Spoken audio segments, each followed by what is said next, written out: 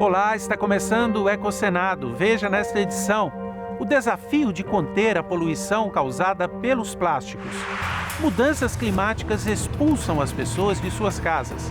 Imagens de lixo e tempestades. Hoje existe uma dificuldade em individualizar quais são aqueles deslocamentos que dizem respeito especificamente aos impactos das mudanças climáticas. Bitucas de cigarro se transformam em papel artesanal. A celulose é a substância que é usada para fazer o papel. Então, depois de se transformar, a bituca em celulose, a gente usa ela na cadeia produtiva da celulose e papel. Então, a gente faz diversos produtos, e usa diversos papéis e usa esses papéis em diversos produtos. E a árvore trazida da África que pode ser encontrada em várias cidades brasileiras. Como é uma árvore muito grande, mas tem uma semente muito pequenininha, as sementes vieram escondidas nos navios, possivelmente também nos penteados, nas tranças, nos cabelos, dada a sua importância simbólica e material para os povos africanos. Animação com hexágonos, aerogeradores e mata ao fundo. Ecocenado. Não dá mais para Ronaldo pensar no Martins. mundo sem os plásticos. Eles estão presentes no nosso dia a dia e, sem dúvida, tornam a vida mais fácil. Só que o planeta está sofrendo as consequências e chegou a hora de buscar alternativas para diminuir a poluição causada pelos plásticos. Imagem de acumulado de plásticos em rio.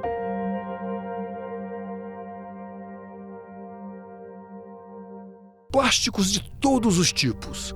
Eles estão em toda parte, nos aparelhos celulares, nos insumos da saúde, nos equipamentos de ponta, na conservação dos alimentos, nos meios de transporte, no lazer e no trabalho. Com o tempo, o que era uma vantagem se tornou uma enorme ameaça. A cada ano, mais de 350 milhões de toneladas de plástico são descartadas no meio ambiente.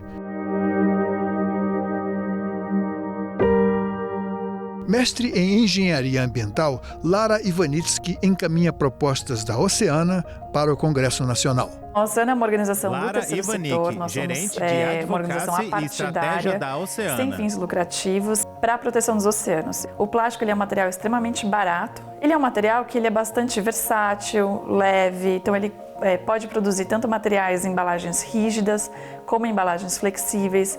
Então ele foi sendo popularizado e mais utilizado para substituir inclusive outros materiais por conta dessas características. Mas são justamente essas características, inclusive a durabilidade dele, que tornaram ele também negativo, do ponto de vista ambiental, do ponto de vista hoje também da saúde pública. Para entender a origem, o tamanho e a complexidade do problema, o Ecocenado foi até o laboratório do Instituto de Química da Universidade de Brasília. O plástico descartado é um problema de aterro sanitário porque ele também Marcelo Moreira causa muito Santos, volume. professor do Então, Instituto ele é leve, de mas o Química volume é da muito grande. UNB. Então, nós mudando agora a nossa matriz de descarte de materiais, a gente descarta muito plástico, depois do uso, e esse descarte acarreta um problema de volume muito grande. Então, a gente precisa de aterros muito mais rápido do que a gente esperava.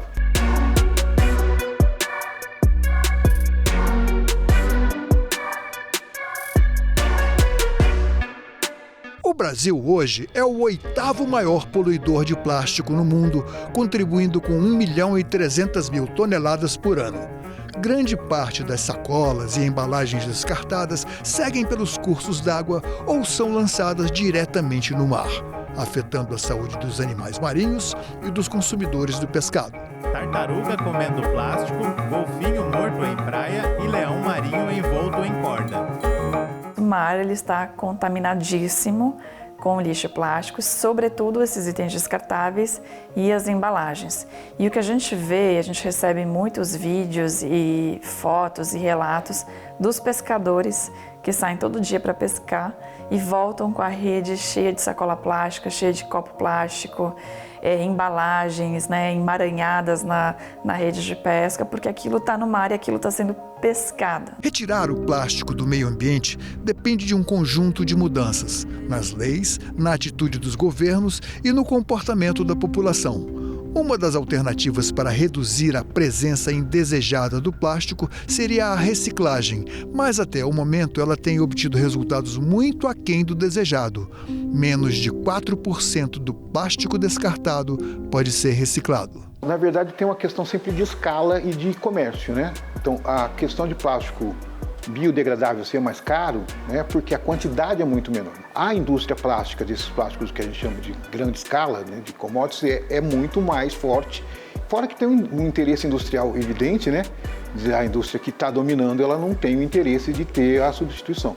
Nós temos uma série de limitações para a reciclagem do plástico. A primeira limitação é uma limitação técnica, que é do próprio material. Então, o que a gente chama de plástico, na verdade, são diversos tipos de resina plástica. Então, a gente tem fatores técnicos.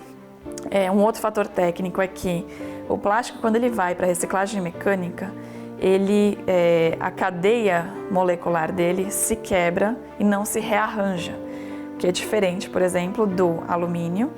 Quando você recicla alumínio, os metais em geral, eles produzem uma nova lata, uma nova embalagem igualzinha à outra, né, idêntica, e da mesma forma o vidro.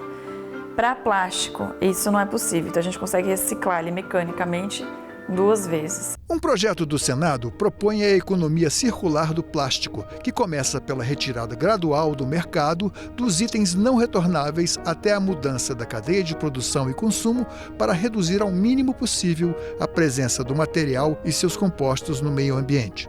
O texto aprovado na Comissão de Assuntos Sociais proíbe a venda de plásticos de uso único 1 ano após a publicação da lei. Em 31 de dezembro de 2029, todas as embalagens serão retornáveis ou recicláveis. As embalagens de materiais biodegradáveis ou compostáveis serão isentas de IPI, Imposto sobre Produtos Industrializados. O projeto ainda aguarda votação na Comissão de Assuntos Econômicos. A questão não é nada simples, pois coloca de um lado a ecologia e o desenvolvimento sustentável, do outro a indústria do plástico convencional, que integra a cadeia petroquímica. Extração de petróleo em areia e petrolífera ao mar. Quando a gente pensa numa degradação, Marcelo Moreira Santos, professor do Instituto de Química da UNB. Completamente sumir. E o plástico a gente pensava que ela ia voltar para sua matriz original. E isso não acontece. Então, na verdade, plástico é uma molécula só que vai sendo repetida e ela vai quebrando, mas fica ainda um pedaço muito pequeno. Então, o grande problema que a gente tinha antes era a não degradação. Agora, o problema é a degradação em micro, e esse micro tem causado já alguns impactos na saúde humana diretamente. Foi detectado microplástico no corpo humano. Então, já foi no pulmão, na placenta, no sêmen, no leite materno, no cérebro, no coração. Imagens de A Odisseia de uma Garrafa, ONU Meio Ambiente. Um homem joga uma garrafa de plástico no chão. A garrafa rola até um bueiro, vai para o esgoto, para um rio e acaba no fundo do mar, onde se degrada. Um peixe come os resíduos do plástico e então exibe-se um peixe morto em uma feira para consumo. A seguir, o peixe está cozido em um prato e um homem come um pedaço, fazendo uma cara de descontentamento com o sabor. A reciclagem começa e acaba com você. É assustador pensar que, desde a origem, quase todo o plástico fabricado ainda permanece no planeta. Se tratarmos apenas do resíduo, estaremos adiando o problema. É isso que queremos para as futuras gerações? A seguir, diversas imagens. Rosto de uma mulher negra, criança correndo na praia, cardume e baleia emergindo no mar. Imagens brasil.oceana.org. 130 milhões de pessoas de várias regiões do planeta estão em deslocamento forçado. Ou seja, tiveram que deixar suas casas e até seus países por motivos alheios à própria vontade. Além das guerras e da pobreza, as mudanças climáticas também se tornaram causa desses deslocamentos. Imagem de geleira derretendo, geleira rachando, plásticos em mar e tempestade.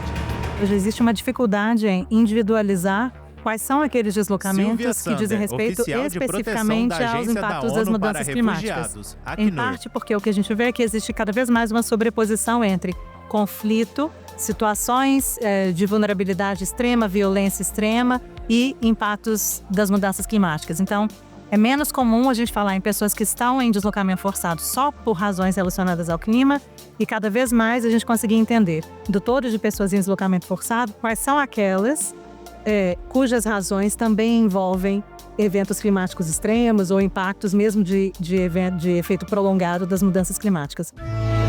Imagem aérea de refugiados em praia. Imagens Acnur. Por outro lado, se a gente olha para a nossa região, nas Américas, o que a gente já sabe é que, nos últimos anos e até o final de 2022, o tema dos eventos climáticos extremos e desastres já representava a principal razão para novos deslocamentos internos dentro dos países. Significa que, de cerca de 2,6 milhões de pessoas, 2,1 milhões de pessoas nos países aqui na nossa região, nas Américas, se deslocavam de maneira forçada dentro das fronteiras dos próprios países por razões necessariamente relacionadas aos efeitos das mudanças climáticas. Em um passado recente, conflito, violência eram o principal motor. Agora, a gente já diz que as mudanças climáticas são o principal vetor de novos deslocamentos internos. De acordo com o Banco Mundial, até 2050, se espera que só na nossa região das Américas, mais de 17 milhões de pessoas terão se deslocado de maneira involuntária por razões relacionadas aos efeitos das mudanças climáticas. Imagem aérea de terreno alagado e terreno árido com refugiados.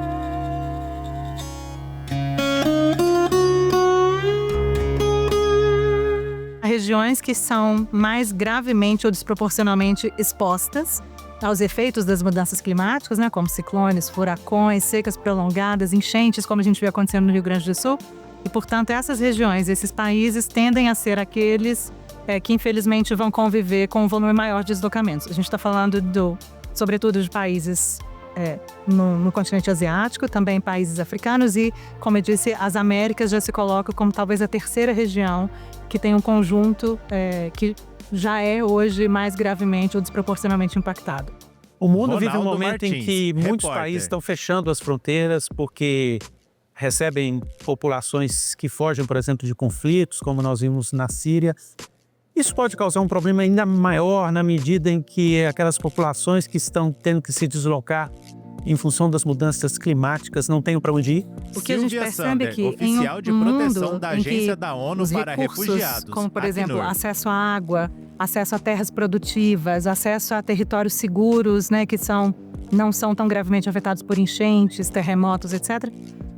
Na medida em que esses eventos climáticos extremos vão se tornando mais frequentes, a gente percebe que novos conflitos vão emergindo desses contextos, ou seja, por disputa por terra, disputa por água, disputa por outros meios, inclusive de geração de renda, de subsistência, o que, por um lado, vai fazer com que novas situações de movimento ou de deslocamento humano aconteçam, por outro lado, que você tenha comunidades anfitriãs que, eventualmente, vão se ver cada vez mais pressionadas e, portanto, menos solidárias a receber quem vem de fora.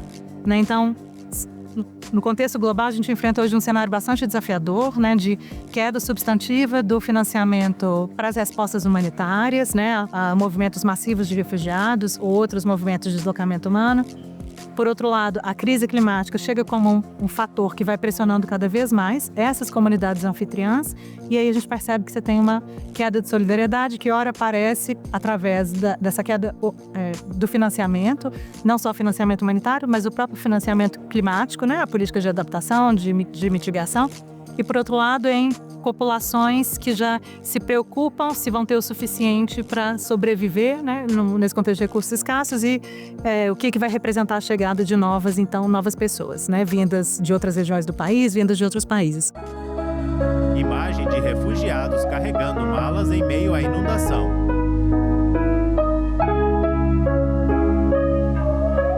Vocês do Acnur apontam entre as medidas necessárias para evitar esses deslocamentos de população em função das mudanças climáticas, aumentar a resiliência das comunidades. Aumentar a resiliência, acho que a gente pode talvez priorizar duas dimensões. De proteção da Agência aumentar da ONU a resiliência para Refugiados, do indivíduo Acnur. ou da sua comunidade para que ele possa sobreviver melhor, se prevenir melhor, se preparar melhor a eventos como graves enchentes, de novo olhando para o que aconteceu no Rio Grande do Sul. Isso tem a ver com garantir que a população esteja, em primeiro lugar, bem informada sobre os riscos, sobre a forma de se preparar, sobre onde buscar ajuda, né, quais são os sistemas de resposta, como se conectar melhor com as informações dia a dia da defesa civil, né, em situações de calamidade. Então tem a ver com acesso à informação, tem a ver com redução da pobreza e enfrentamento de outras vulnerabilidades sociais. Na dimensão comunitária, isso tem a ver com fortalecer os laços da própria comunidade para que ela possa se amparar nesses momentos de crise, para que ela possa identificar quais são as melhores saídas no meu bairro, na minha cidade, no meu estado, para cobrar ou para colaborar com a adaptação das cidades, né? E a adaptação das cidades tem a ver com a adaptação da infraestrutura urbana, mas tem a ver também, numa dimensão mais micro, com a adaptação do lugar onde eu moro, com desenvolver projetos que prezam pela sustentabilidade e também garantir que essa comunidade esteja bem informada, né? Então, de novo, essa dimensão comunitária. Por outro lado, resiliência tem a ver com garantir que políticas públicas, como, por exemplo, o Plano Clima, que está sendo agora elaborado pelo governo federal, capitaneado pelo Ministério do Meio Ambiente, que ele tenha medidas que vão olhar para as cidades como lugares que precisam de mais projetos para ampliar a resiliência. Imagem aérea de cidade destruída por alagamento. No ano passado, o Rio Grande do Sul viveu uma enchente que foi uma das piores da história, uma crise climática, uma emergência climática. E nós vimos que em muitas cidades, populações inteiras tiveram que deixar suas casas, alguns tiveram que sair definitivamente. Nós poderíamos dizer que o estado do Rio Grande do Sul viveu uma situação de deslocamento de populações em função das mudanças climáticas? O que a gente percebeu? Mais de 90% do estado, mais de 400 municípios foram afetados, então o estado inteiro praticamente. Mais de 2 milhões de pessoas foram impactadas e, do ponto de vista do deslocamento, mais de 600 mil pessoas, no auge da crise das enchentes, tiveram que sair das suas casas, das suas cidades, dos seus bairros. Portanto, houve sim um movimento de deslocamento por um fator relacionado às questões climáticas, à crise climática, né? Um deslocamento de ordem interna, dentro das fronteiras, né, do próprio país, do próprio estado. Em sua maioria foi um deslocamento temporário, então muitas dessas pessoas, como eu disse, acabaram retornando, se não para a mesma casa, mas para o mesmo bairro.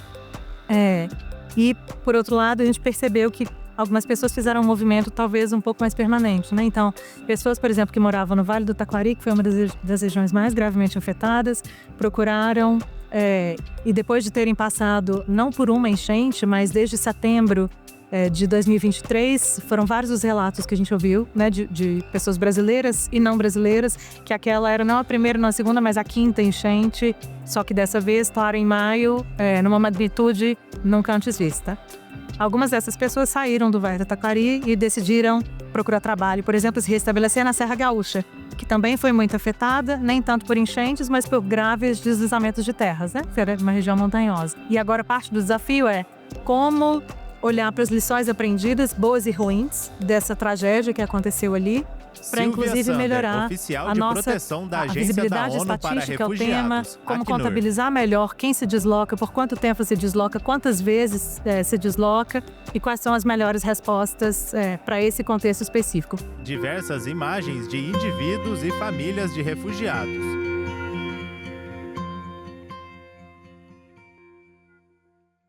Um projeto inovador que transforma bitucas de cigarro em papel artesanal.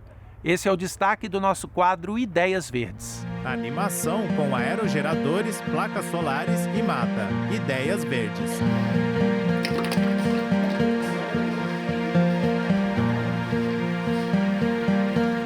Estudantes do Instituto de Artes da Universidade de Brasília, com a orientação da professora e doutora em Desenvolvimento Sustentável, Therese Hoffmann, desenvolveram a técnica inovadora de reciclagem, a transformação de bitucas de cigarro em papel artesanal. A gente está aqui, né, em 2 laboratórios, o Laboratório de Materiais Expressivos e o Laboratório de Papel Artesanal, onde são oferecidas aulas das disciplinas do curso de Artes Visuais. Em uma dessas aulas, em 2001, um aluno da Biologia, o Marco, numa proposta de trabalho final para a disciplina, pensou em se era possível reciclar as bitucas de cigarro. Então a gente foi atrás de pesquisa, desenvolvemos pesquisa e vimos que era possível, e em 2003 a gente registrou a patente, né, da reciclagem das bitucas de cigarro. As alunas recolhem as bitucas de cigarro e as colocam em uma panela de aço inox, misturando com água. Após o cozimento, a mistura é coada e os resíduos são transferidos para um balde. Em seguida, o material é batido no liquidificador até obter uma massa homogênea, iniciando o processo de transformação das bitucas em celulose. A celulose é a substância que é usada para fazer o papel. Então, depois de se transformar, né, a bituca em celulose, a gente usa ela na cadeia produtiva da celulose e papel. Então, a gente faz diversos produtos, né, e usa diversos papéis e usa esses papéis em diversos produtos. Cadernos, agendas, porta-retratos, né? Tem uma infinidade de materiais que a gente produz com esse resíduo, né? Que ele deixa de ser resíduo, deixa de ser lixo e vira matéria-prima. A professora Therese afirma que o objetivo agora é aprofundar as pesquisas e ampliar as possibilidades de aplicação da técnica desenvolvida. A gente já chegou numa tecnologia e, a partir dela, a gente está pesquisando outras possibilidades de uso dessa massa celulósica. Nós vamos começar um novo projeto de iniciação científica em parceria com a Embrapa, onde a gente vai estudar, né, possibilidades diferentes do uso dessa massa, desse resíduo que são as bitucas de cigarro. Desde 2014, a patente da técnica desenvolvida na UNB está licenciada para a empresa Poyato Recicla, responsável por coletar e dar a destinação correta às bitucas de cigarro. A empresa distribui coletores em diversos pontos do Distrito Federal, facilitando o descarte adequado. O material recolhido é então encaminhado para São Paulo, onde passa pelo processo de reciclagem e transformação em papel artesanal. Esse material sai desse ciclo de prejuízo e entra numa cadeia positiva, né, de produção de bens. Tem parcerias com as APAES, os usuários, né, as pessoas que frequentam a APAE, elas fazem o Hospital Cândido Dias também. Então, vários setores têm usado dessa nossa patente por meio da Poyato Recicla para produzir materiais diversos. Símbolo de resistência, o baobá foi trazido da África e conquistou os brasileiros. Um professor do Distrito Federal mapeou a espécie na capital do país e tem unido o amor à árvore à educação antirracista. Árvore de um baobá. Troncos volumosos, galhos finos e uma copa que lembra uma raiz. Estamos falando dos baobás. A espécie já ganhou espaço em livros, em filmes e tem destaque na cultura africana. Aqui no Brasil, ela também não passou despercebida. O professor especialista em cultura africana, André Lúcio Bento, tem uma paixão especial pela espécie. Os baobás vieram parar no Brasil nos navios André escravagistas, Lúcio Bento, especialista em durante cultura africana. Esses quase 400 anos de escravização. Como é uma árvore muito grande, mas tem uma semente muito pequenininha, as sementes vieram escondidas nos navios, possivelmente também nos penteados, nas tranças, nos cabelos, dada a sua importância simbólica e material para os povos africanos. Tipicamente africana, o baobá se adaptou bem ao solo brasileiro. Lima, o estado com maior concentração de baobás é Pernambuco, mas aqui no Distrito Federal, a espécie ganhou mapeamento só para ela. O professor André, com a ajuda da população, já mapeou mais de 70 baobás aqui na capital e no entorno. O mapeamento começou em 2019, quando eu plantei 2 baobás no meu local de trabalho. Eu acreditava que estava plantando os 2 primeiros baobás de Brasília. No ano seguinte veio a pandemia e durante uma live eu comentei do plantio desses 2 baobás e uma funcionária do Jardim Botânico de Brasília comentou comigo ao final da live, pediu fotos dos baobás. Ela mostra para o seu chefe, né, lá no Jardim Botânico, e ele fala para ela que no Jardim Botânico também havia baobás, nem ela sabia. Eu fui até esses baobás e então começo a catalogação, o registro. As pessoas foram me dizendo, professor, eu acho que em tal lugar tem um baobá, e eu fui, seguia a trilha mostrada pelas pessoas, né? E deu certo, então se formou uma rede de árvores e de pessoas. Eu não fiz sozinho, a iniciativa foi minha. Mas hoje o registro total, inclusive o mapa que eu construí, isso só foi possível com a ajuda das pessoas, de várias pessoas.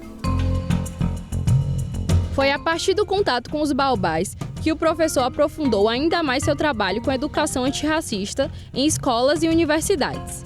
Ele explica que a espécie tem uma grande importância cultural e religiosa na África. É o espaço para que as crianças aprendam o conhecimento. André Lúcio Bento, especialista em cultura africana. Estamos falando de comunidades tradicionais da África, comunidades sem escrita. Então é pela oralidade que se dá, né, a perpetuação dos conhecimentos culturais, e o baobá serve de palco, de sala de aula, para que os anciãos, os mais velhos, ensinem as crianças, né? Também é uma árvore com importância religiosa, é uma árvore sagrada para esses povos africanos, e em algumas regiões da África, o baobá chega a ser cultuado como um orixá. O orixá Oxê, o orixá do enraizamento, o orixá da resistência. Além da importância cultural, o baobá também serve de alimento e tem propriedades medicinais. Para o professor André, ao trazerem os baobás nos navios, os escravos tinham na bagagem muito mais do que uma planta, uma muda, mas também um pouco da história do povo africano. Eu defendo uma tese de que os baobás vieram mais por sua força simbólica, né, do que por uma subsistência imediata, né? Agora, o professor quer que a Câmara Legislativa do Distrito Federal aprove o tombamento do baobá. Ele acha que, além de proteger a árvore como um patrimônio cultural, a medida ajuda a preservar a memória dos povos africanos trazidos ao Brasil como escravizados.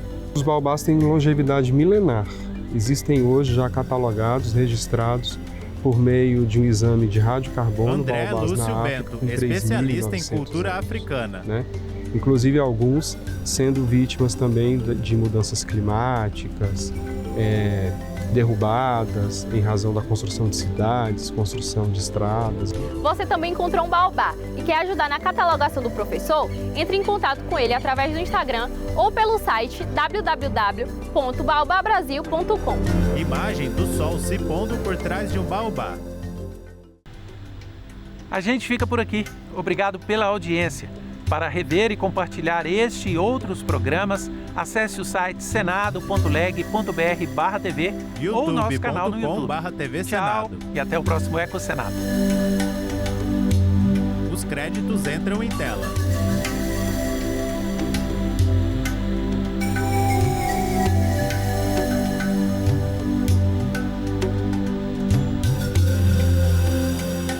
TV Senado 2025.